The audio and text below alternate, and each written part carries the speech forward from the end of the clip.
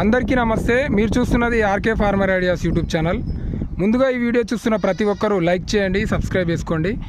ఈ కోడె వచ్చేసి మనకు 2 సంవత్సరాల 2 నెలలు ఉందండి, అంటే 26 నెలలు ఉంది ఈ కోడె చౌటుప్పల్ మండలం గుండ్లవాయిలోని అమ్మకానికి ఉందండి. ఈ కోడె అన్ని రకాలుగా ఇప్పుడు అరకబోతున్నది, ఇంకో చూసుకోవచ్చు.